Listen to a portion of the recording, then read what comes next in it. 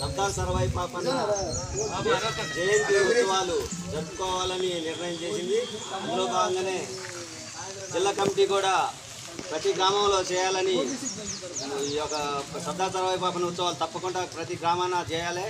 374 సంవత్సరాలు ఆయన పుట్టి 374 సంవత్సరాలు అయినా కానీ ఆయన్ని మర్చిపోకుండా మనం యాదిలో తలుచుకుంటున్నాం. ఎందుకంటే మన గురించి పేద బడుగు బలహీన వర్గాల గురించి ఎంతో కష్టం చేసిండు, ఎంతో కష్టపడ్డాడు. మన స్వతంత్రం రావడం కోసం, తెలంగాణ సాయుధ పోరాటం కోసం ఎంతో పోరాటం చేసిండు. అందుకోసమే మనం పేద ప్రజల కోసం పోరాటం చేసిండు. కాబట్టి ఇన్ని రోజులు 374 సంవత్సరాలైనా మర్చిపోకుంటున్నామంటే ఇవాళ చచ్చిపోతే రేపు మర్చిపోయే రోజులు ఎవరినైనా ప్రతి ఒక్కరిని.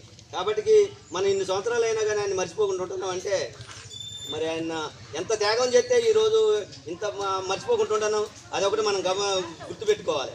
అందుకోసమే జిల్లా కమిటీ పిలుపు మేరకు ఈ పోచారం గ్రామంలో ఈరోజు ఉత్సవాలు నిర్వహించాలని అసలు 18వ తారీఖు ఉత్సవాలు అవుతాయి. మరి జిల్లా కార్యదర్శి గారికి, అధ్యక్షుల గారికి, రాష్ట్ర కమిటీ సభ్యులకు అందరికీ మరి తీరదు. కాబట్టి ఈరోజు ఇక్కడ చేయాల్సి అని మేము నిర్ణయం చేసినాం.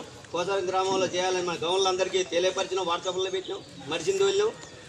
మరి కొంతమంది వచ్చారు, కొంతమంది రాలేదు. సరే వాళ్ళకి పనులుండి రాలేకపోవచ్చు. అయితే ఈరోజు వీడికి వచ్చిన జిల్లా కల్లిగీత కార్మిక సంఘం జిల్లా అధ్యక్షులు బోడపట్ల సుదర్శనరావు గారు, అదేవిధంగా జిల్లా ప్రధాన కార్యదర్శి గాలి అంజయ్ గారు, అదేవిధంగా కరుణాకర్ గారు, రాష్ట్ర కమిటీ సభ్యులు కరుణాకర్ గారు. అయితే గాలి అంజయ్ గారిని, జిల్లా ప్రధాన కార్యదర్శి గాలి అంజయ్ గారిని మాట్లాడాల్సిందిగా దీన్ని ఉద్దేశించి కోరుతున్నాను. ఈరోజు కార్యక్రమానికి